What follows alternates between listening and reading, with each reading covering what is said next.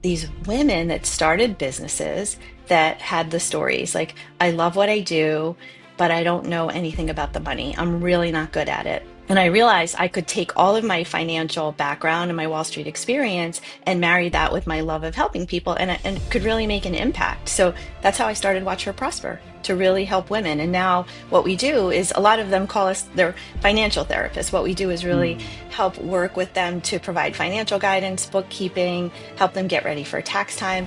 And it's all through a lens of money mindset and helping them redefine their prosperity. Money or business or any of the type of work you do? What are their main limiting beliefs? What did your childhood teach you about money? What are your beliefs around money? What are you carrying with you subconsciously that you're not even aware of until you really start to pay attention to it?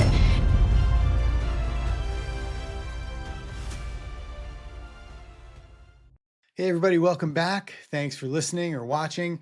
Today's guest is Ruchi Pinninger. She is the founder and CEO of Watch Her Prosper, a financial mentorship and consulting firm devoted to helping women led service based businesses redefine their relationship with money and thrive. With nearly 2 decades of experience on Wall Street and in corporate finance, Ruchi brings a unique blend of strategic experience, expertise, spiritual insight, and a mindset coaching to the world of small business. Named one of the women leading the finance industry, she's on a mission to help women break free from money shame, build prosperity with confidence, and align their personal and business finances for long term growth.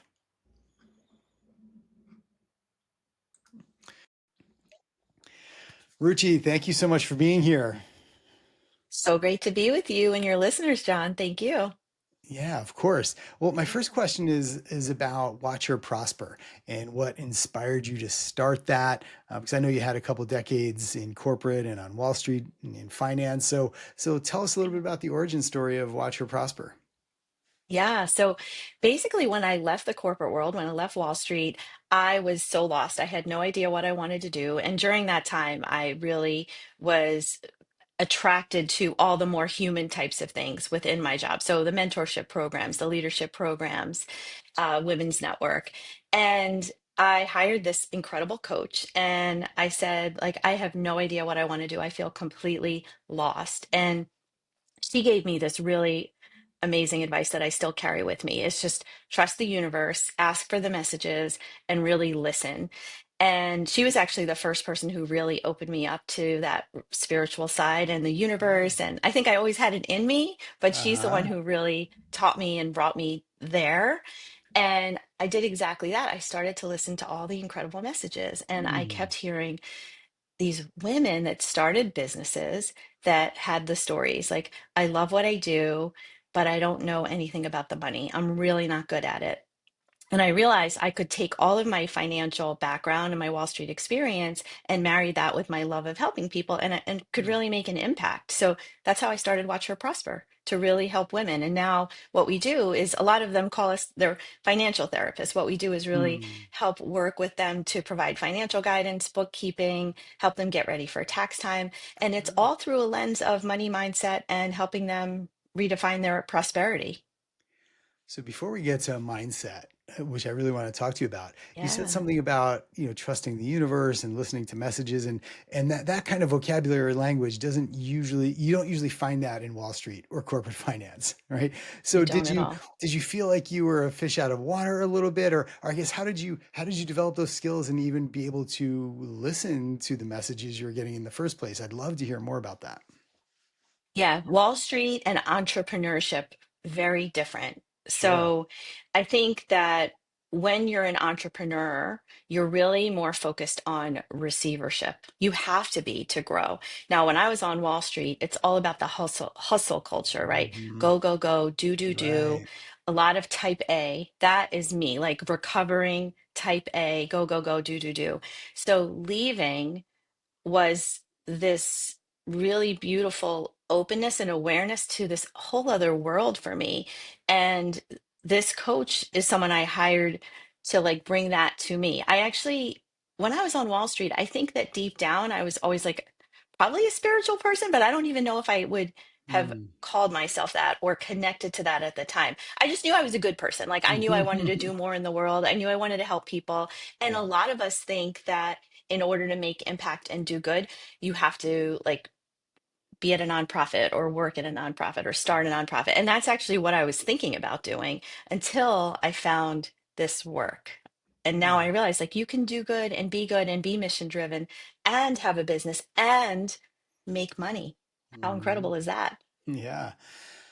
How much I guess market research did you do before launching? So had you talked to a lot of women? Had you surveyed them? Like what gave you the confidence to say, okay, I'm going to leave this lucrative career and do this thing that I feel pulled to do, but you also have to be able to pay your bills and make a living and things like that. So what gave you the confidence to do that?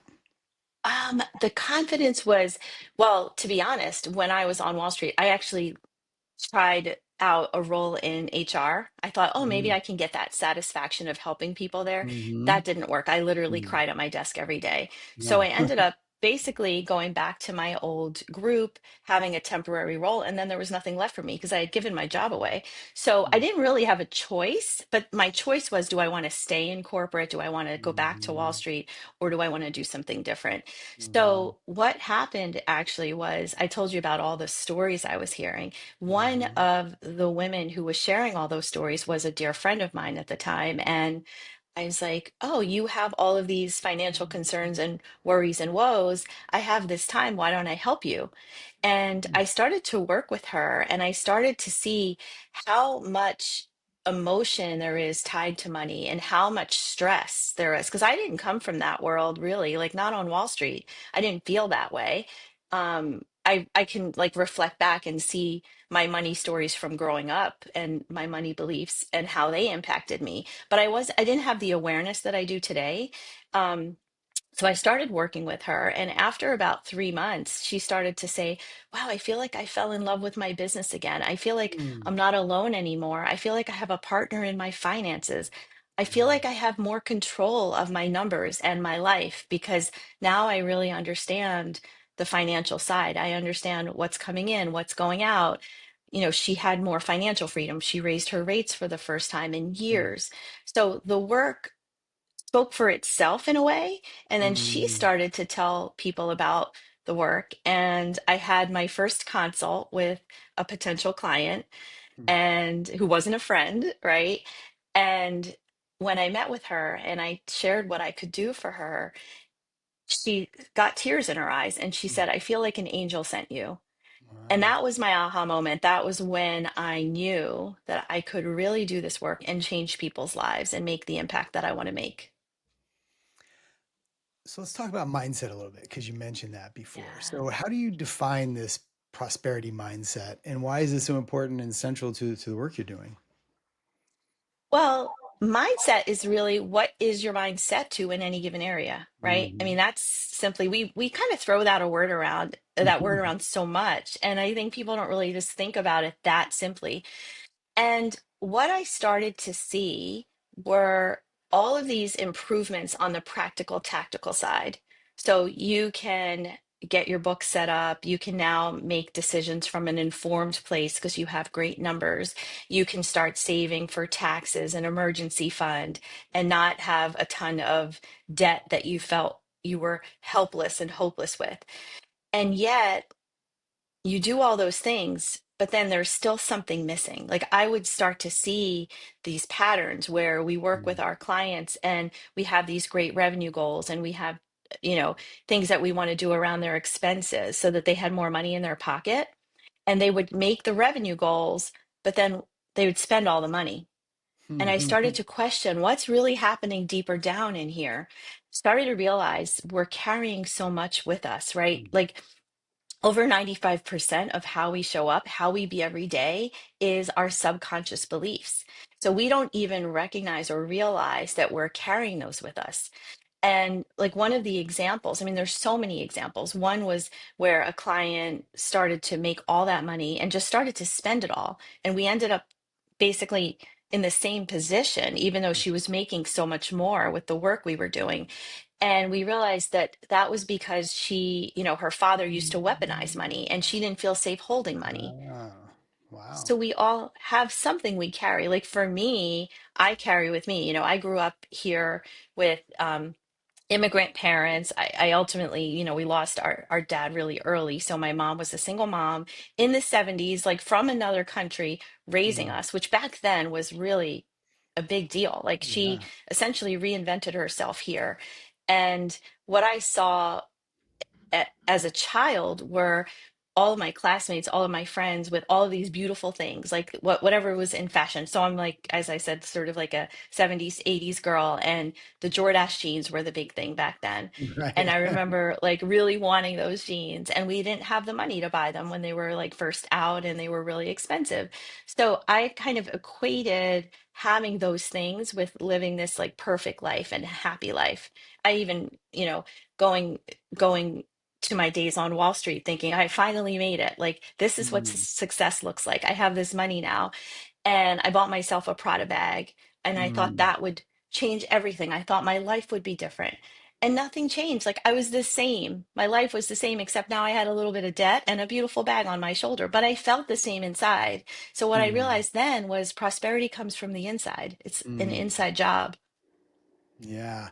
So it's really about the beliefs you hold, right? So what are some of the most common limiting beliefs that you see among your clients when it comes to money or business or any of the type of work you do? What are the main limiting beliefs? Well, I think a lot of them relate to sort of the way we think about when I make it. It's like condition, all the conditions, like when I make Mm, this, then I'll finally feel. When I have that, then I'll finally feel.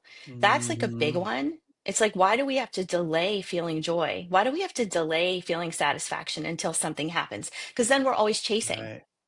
Yeah, or right? why do we have to put it outside of us, right? Like it's the bag, it's the Correct. new contact or client or the new company instead of just yeah, so how do you deal with that? Like how do you get people to realize that it is an inside job? Like you can access these feelings and emotions without all the external stuff. Exactly. So I actually created my three pillars of redefining prosperity framework. So these three pillars, when we live our life based on those and we use those as our North Star, that's how we live our most prosperous life. And those pillars are well-being, spirituality, and then healthy relationships with people and with money. And this is what I teach, and this is what I bring to the world, essentially. So, Mm-hmm. really thinking about those pillars, well being, right? We obviously have the more traditional, like eat well and sleep, and Mm-hmm. those are great, and those are so important. I want to have people think about it more broadly, though, like what brings you joy? Like, what are the things, if you were spoiling yourself the same way you might spoil a best friend on their birthday, if you were spoiling yourself, what is it that you need to be doing for yourself that you're not doing? Because we're pulled in all those directions, like I always talk about, like, I feel like I'm an octopus with all my tentacles and everybody wants one. And like if you could just like center yourself to focus on you for a moment, what is it? So for me, I'm in New York City, so I love my long walks in Central Park, just strolling there with my coffee without all the demands of everybody's Mm-hmm. needs. That's one of my favorite things to do. I love regular massages. Like, you don't need to wait to go to your resort vacation to get a massage. Like, that can be Mm-hmm. part of your everyday life. So, what is it for you, those of you listening, that you're not doing that you love to do that you've just been putting aside? And focus on that, budget for that, put it in your calendar. Okay. Next. Yeah. No, no, go ahead. No, you were on a roll. Yeah. That was, yeah, Amazing. next is So what? the next pillar is spirituality. So Mm-hmm. this is just simply the recognition there's something bigger than us at play here, right? We are all connected. And so the universe is a mirror. I talk a lot about the universe. What you put out is what you get back. So if all day you're thinking about lack, if you're thinking about scarcity, what do you think that's doing for you, right? You're Mm-hmm. simply calling in lack and scarcity. Instead, think about what it is you do want. Think about being in those thoughts, attracting that. So I love to share my trademarked RIR method process here. So recognize, interrupt, reframe.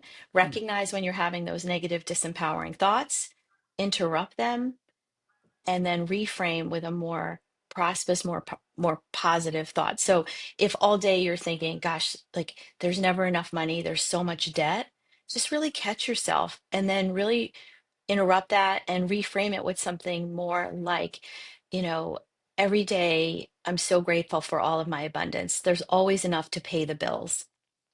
And the biggest thing about this is it's not just the words, it's not just a mantra, right? This is about what's the feeling inside your body that you Hmm. have. If you had everything you could possibly want, how does that feel in your body? And really like when you start to embody that and when you start to feel what that's like, you shift your energy, you show up differently, and you're essentially attracting and calling in what it is you want and the opportunities that you're looking for. Yeah, so few people talk about that, the energy, and I think at first it was the secret, right? And I sort of put the Yes. idea out there, but I think it did a little bit of a Yeah. disservice because you just think about what you want and it shows up. But I think the missing piece is the feeling of it, right? Like you said, when you do that reframe, right? Like the Yeah. example I use with my students a lot is, I'm so stressed, I've got too much to do because I started my own company. You observe that, Yes. but the reframe is I've got my own company, right? This is amazing. So it's that Yes. emotion that you feel when you're thinking that sends out that vibration that attracts like, right? Is that what you're getting Exactly, at? John. Yeah, That's yeah. exactly right, John. So, like I say the O word, I hate the O word, Mhm. overwhelmed, right? I hate that word because what happens when we say I'm so overwhelmed? You just feel more stressed, right? Right, So, automatically just by saying the word, right? It goes into that loop. exactly. Yeah, That's yeah. exactly. So, with your students, it's like, yes, it's like the freedom of having my own company. And how about something like everything happens in its perfect time? I am time. How about Mm-hmm. something like that? Just like saying that, you feel differently, you Mm-hmm. show up differently, everything feels more easeful, right? And that is the key, the feeling. And our mind doesn't know the difference between reality and imagination, right? There's all those studies done Yeah, yeah, that I imagine you even talk with your students about. It's yeah. like the EEG activity. And so that's why that feeling is so important. Like the when they measure the brain activity of a baseball player and imagine this, like close your eyes, imagine the baseball player is like at home plate, hits the ball, hits a home run, runs the bases, literally feels the goosebumps on their arms as they run and from the wind. They hear the roar of the crowd. They slide onto home plate. They score for their team. They win the game. What's that feeling like when they physically do it versus they think about it Mhm. and visualize it in their body? Same brain activity. So this is the trick. This is the magic that happens in your mind that we can control. And it's so different from what we learn normally, right? Like we Yes. control physical reality, right? But we don't really appreciate the fact that our thoughts and emotions are physical reality. We just can't see them with our instruments, right? Yeah, Exactly, exactly. And yeah. we have like an average of what, like 60,000 thoughts per day. And for as a woman, 80% of them are negative. Imagine Mhm, what would shift in your life. Imagine if 80% of them were positive. What would change for you, mhm. Yeah, right? S- yeah. So Now, that's that now, second pillar. Yeah. oh yeah, and the third one, right? What is that? Yeah, let's do the third one. Yeah. Third one is healthy relationships with people and with Mm, money. So with mm, people, it's just really thinking about like who are you spending your time with? What are their beliefs around money?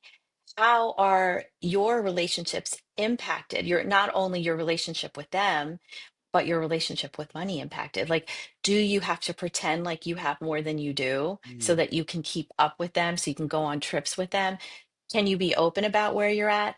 By the way, and that goes even if you have a lot of money and maybe they don't. Like, do you have to hide it? Are you mm, ashamed of it? Can you be real about it? So, really, mm. what are your relationships based off of? Like, are you rising each other up, lifting each other?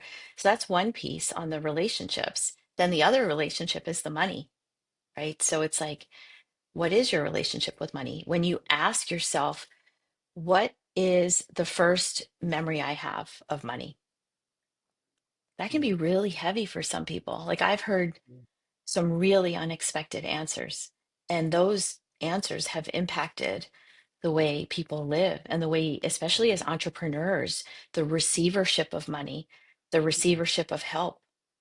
Give me a few examples of like what do you hear in terms of people's first memories and then how that sort of affects the Yeah. way they view it later on. Yeah, yeah, there's a heavy one that I've heard recently. I'll share it. When I asked this question to someone, they said that the family member that used to watch them when their parents were at work, they used to ask for money for food and they'd get molested. That was Oh my, heavy. geez. Imagine what that does.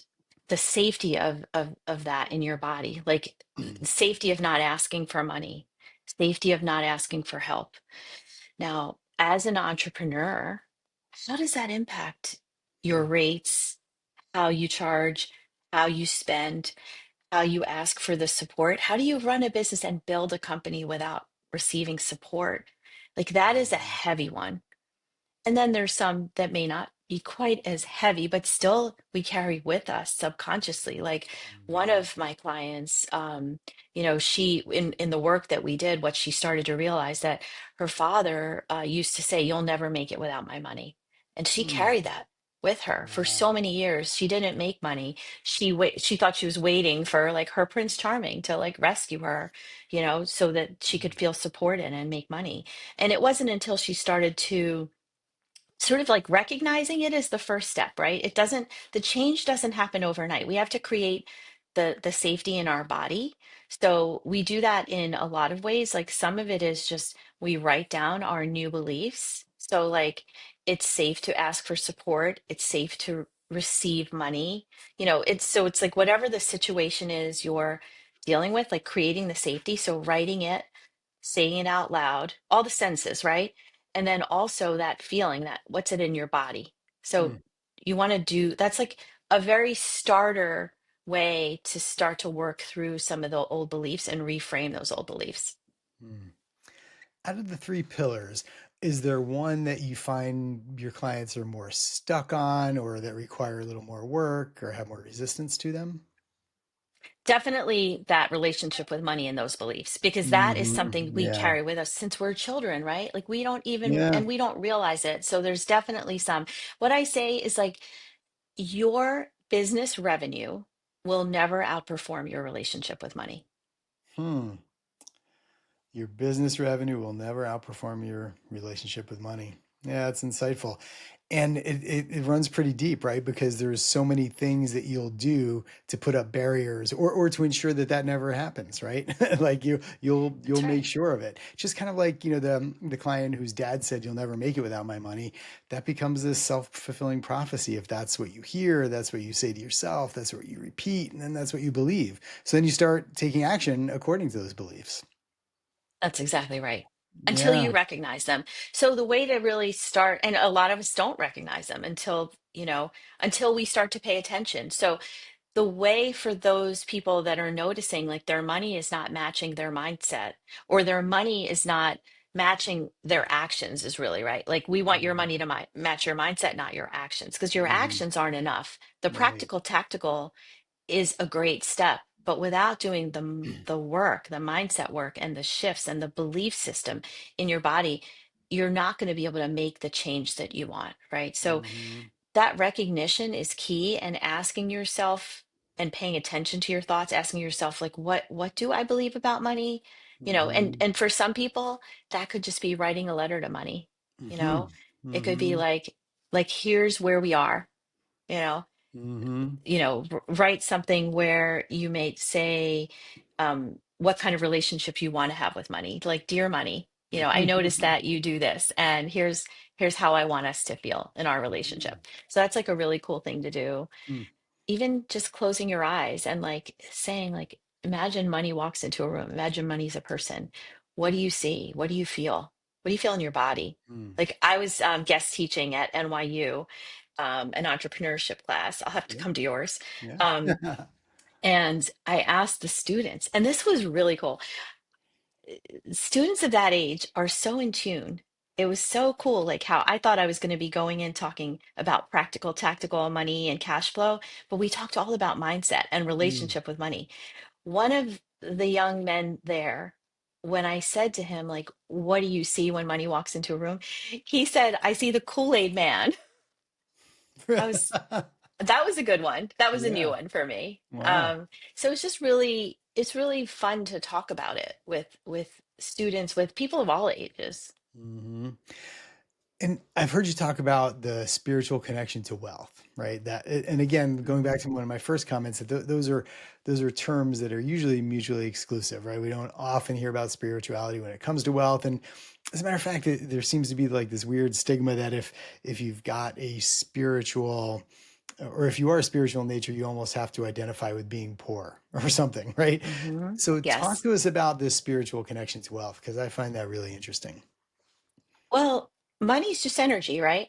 Yeah. Energy can be shared, transferred in any way with love, with support, with tasks, right? So it's just like a spiritual currency if you think about it that way, right? So it's a reframe. And also, I think for people that carry that whole story about like I don't want to charge because I want to do good work, Yes. there's a reframe there, right? It's like the more money you make, the more you can do for the world, Hmm. right? There, Probably one of the yeah, hardest things I've noticed for new business owners is to, especially service providers, right? Products is relatively easy, yes, but service yeah, providers have a really hard time charging or deciding what to charge. So yeah, like you said, they have to have a reframe, right? So I'm doing good work, so I have to charge for it. Or and if I that's charge, I exactly can do right. more, right? Yeah. Exactly. Yeah. See what money does. It's not just for you. I was having this conversation with someone the other day, an entrepreneur, who said that growing up, when she asked for things, her family would say it's selfish. Hmm. And so she was having a hard time raising her rates. We got her there, but just the reframe of imagine what happens when you raise your rates. First of all, you're Hmm. putting trust in your clients that they can afford the services, right? There's Hmm. something about that there. You're putting trust in yourself.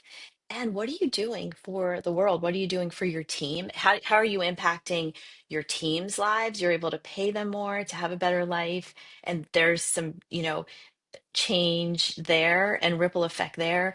Imagine she talked about how she wanted to travel. Now Hmm. you can afford to travel. Now how you're helping to employ all the people at the airlines, at the resorts that you're traveling to.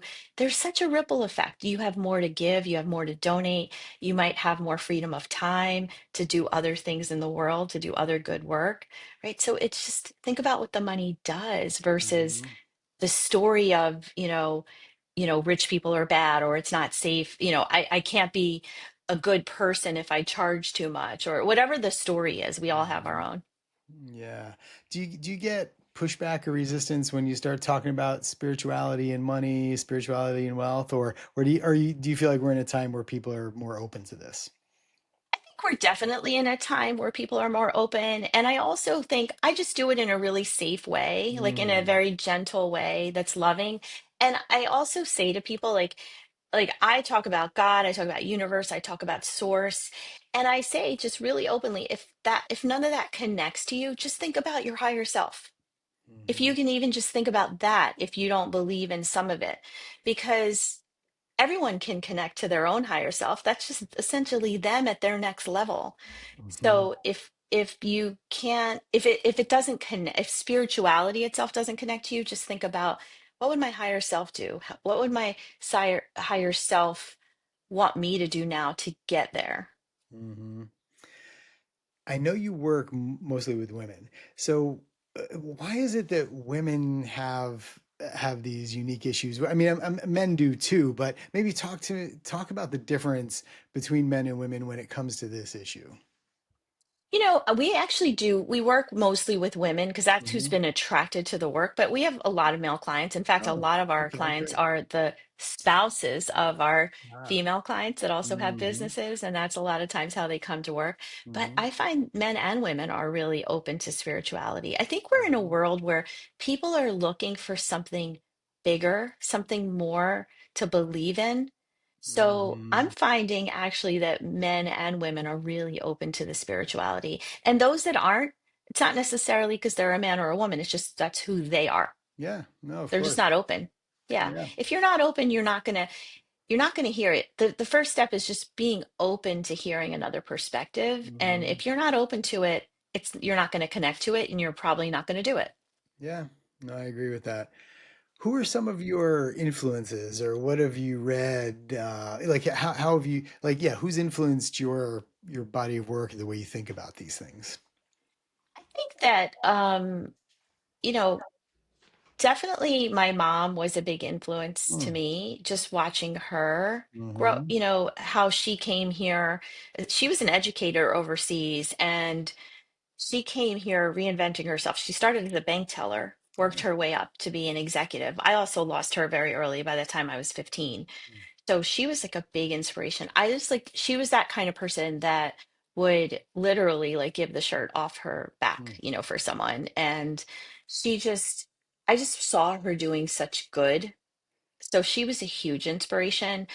And my first coach, I shared with you, Eva, she was the one who really opened me up to spirituality and being open to the messages of the universe. And then there's so many other amazing thought leaders and coaches I've worked with that I just really trust and who have like shown me the expansion, just like now I'm doing for others. So I feel so grateful.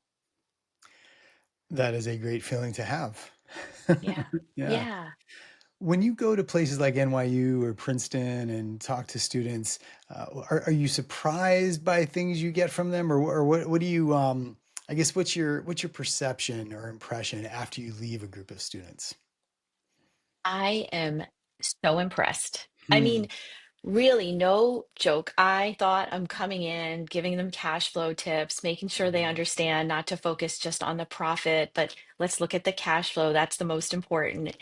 And we end up talking about mindset and what Hmm. they've gone through and their stories. And then they come like I feel gratitude really like Hmm. that I get to do this work with them and that they feel safe to come to me in tears talking about how they were raised by their parents or father or this or that and what that did and like giving them some tools for safety, and creating the safety in their body to to do the work they're doing to make the money to ask for help, letting go of whatever that was fed to them or whatever they perceived was fed to them. So I think they're so evolved and they have, you know, young men and young women, it's all of them. They're different than the generation I grew up with. We didn't talk about this. No, So, gosh, no. Yeah. right? Yeah, I'm Yeah, assuming you're like me, Generation X, and yeah, it's just exactly. yeah, it was a different thing for sure. Yeah. Yeah. Yeah. I And we think that they certainly have, didn't talk about mental health or oh, self-care definitely or not. anything in spirituality unless Yeah, it was like in a religion class that that was totally off limits, right? Yeah. exactly. You're right. Yeah. That's right. Hmm. Yeah. Yeah. They are incredible, our future. And I always say that, I'm actually really excited for the future because I think once this generation takes over and takes leadership positions and starts making decisions, um, I'm excited for that. Yeah. Yeah. So what are some things that you think need more airtime in general? What do you think should people should be hearing, listening about, talking about? I think that one of the things for people is just like, what do they want for themselves? Like a lot of us like know we want something more, but have a hard time thinking about what that is. So Mm, I love to share an exercise of like just like a future vision for yourself of mm, like just really connecting to what it is you want. So I ask people to sort of like take some time, do this exercise where they just put an hour in their calendar, kind of grab a cozy blanket, light a candle, grab a notebook, and mhm, really just start to ask themselves, like, a year from now, just thinking about like, where do I want to be living? Who do I want to be spending my time with? Those of you that are entrepreneurs, which is probably a lot of you listening to this beautiful mhm, podcast, is like, where do I want my business to be? mhm, What do I want that to look like in revenue, in team, in the support that I receive? How do I want to be spending my days? And how do I want to, this is a big one, how do I want to feel every day? Think about what are those three things if you could wake up every day and feel like this, and that could just be peace, it could be joy, it could be ease, it could be freedom, it could be spaciousness. What is it you want to feel every day? mhm, And write those down. And then I want you to write a letter as if it's a year from now. So I do this and I write a letter to my mom as if it's a year Mm, from now. mm, And you can, choose to write it to whomever or yourself and just say like, "Dear mom, you won't believe what a year it's been." And then mm, just I go in and I talk about all that's happened and connect it to those answers as if it's happened. And then mm. I want everyone to use that letter, that 1 year from now vision, as their North Star, as they're Yeah. making their decisions every day. Does that decision align to that 1 year from now, or doesn't it? Mm. And writing it down is a really good technique because there is something different about the energy of writing it, right? That does make a difference. Yes. I've been keeping a journal since 1990, and yeah, Amazing. it's a cool practice. Yeah, I love that. I love that. yeah. And so what are some of your go-to practices or habits that you use in your daily life to stay grounded and good? Yeah, I do definitely breath work. Like my favorite is Mm. 4-7-8 breathing, which is, Uh-huh.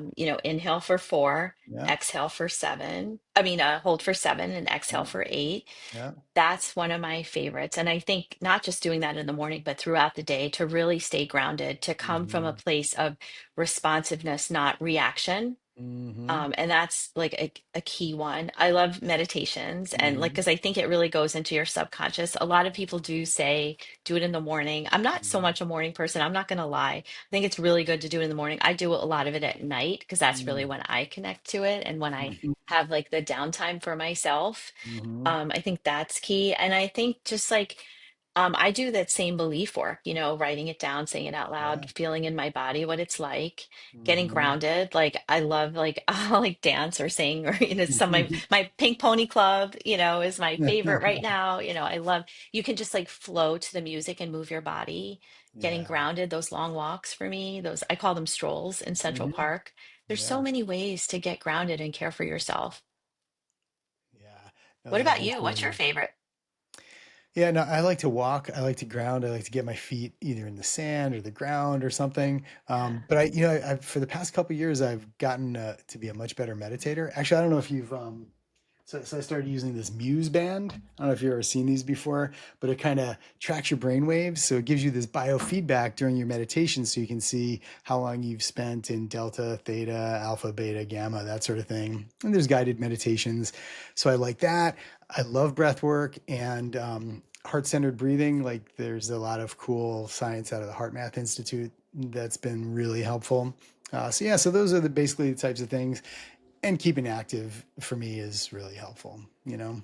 Love it. Yeah, I Yeah. love it. Yeah. Great inspiration. And I need the link to that. Oh, to the Muse. Yeah, it's super Yeah, fun. There's an app and you just wear it and you do your meditation and it's got all these sensors on it and it's yeah, it's that's really I super mean for cool. me I do so much better with biofeedback, you know? I love Yeah. it. I love it. Yeah. So Amazing. so Ruchi, if people are interested in learning more about you and your work, how do they find you? So they can go to our website, Hmm. watchherprosper.com. Follow me on Instagram. I love doing like Instagram stories. We share tips, tricks, not only like practical, tactical, a lot of spiritual, just reminders to stay grounded on the around the belief work. So you can follow me there. There's an application at Watch for Prosper if you're interested. If you as an entrepreneur who's service based are looking for like that financial support, financial guidance, a financial partner doing your bookkeeping and numbers for you, we do that. And yeah, let's Amazing. Well, thank you so much. thank you. Such a great honor to be here with you and your listeners. All right, awesome. That was really good. And yeah, right, yeah, between 35 and 40, I think that felt natural. So I wrote a couple Totally. things down. I was Okay. thinking maybe, do you think you could do like about 30 to 40 seconds on the three pillars? Yes, I think I can do that. Okay. Yeah. So I'll tee it up. Yeah. I'll just say, hey, talk to me about the three pillars you work with, and then you can just kind of run through it. And I think that would make a really good hooky kind of reel. All right. Perfect. Okay. Yeah, All right. let's do it. All right. Tell me about the three pillars that you work with your clients. Yeah. So my three fill I'm going to start again. Yep, Can you do sure. it? Can you go again? Yeah. Yep. So tell us about the three pillars that you use in your work. Yes. So I have my three pillars of redefining prosperity framework. They are well being, spirituality, and healthy relationships with people and with money. So for well being, this is simply about thinking about what really brings you joy, incorporating that into your life, budgeting for it, and putting it in your calendar. So for me, it's long walks in Central Park, my regular massages. Spirituality is simply the recognition there is something bigger than us at play here. I talk a lot about the universe. So think about the universe as a mirror. What you put out is what you get back. So have the thoughts of what it is you want in your life. Stay away from the lack and scarcity thoughts, move to the abundance thoughts. And then the third pillar is healthy relationships with people and with money. From a relationship perspective, think about who you're spending your time with. You are the average of the five people you spend the most time with. So Hmm. are your relationships based off of rising each other up, supporting each other, or are they based off of gossiping and complaining? And really think about that. And then those healthy relationships with money. What did your childhood teach you about money? What are your beliefs around money? What are you carrying with you subconsciously that you're not even aware of until you really start to pay attention to it? And I would want you to really focus on that as well. That was great. Awesome. Cool. And then Okay. I made another note I think would be interesting and probably attract people is just the discussion on, people feeling weird about charging for services, right? Um, Yeah. so yeah, maybe Yeah. 30, 40 seconds on that. And I'll just tee it up with that question Hmm. basically, right? Yeah. Okay, Okay. great. Right. Yeah. Yeah. So I find with a lot of service providers, there's this that they have a hard time charging for their services or setting a price that's sustainable. How do you handle that? We really want you to pay attention to that and notice the impact that not charging enough is having, not only on you and your mental health and your own finances and lifestyle, but the ripple effect. Think about if you were charging the value of what you were putting out. Okay, this isn't about your worth. This is about the value of what you're putting out. What would that do for the world, for your team? How would it change their lives? This isn't just about you. It's selfish. It's selfish not to charge the value of what you're doing because it's impacting not only yourself and your family, but your team and their family and all of the other people that you get to impact. The more money you make, the more you can do for the world. Bingo. That was great. Awesome. Okay, cool. Cool. Let me stop the recording.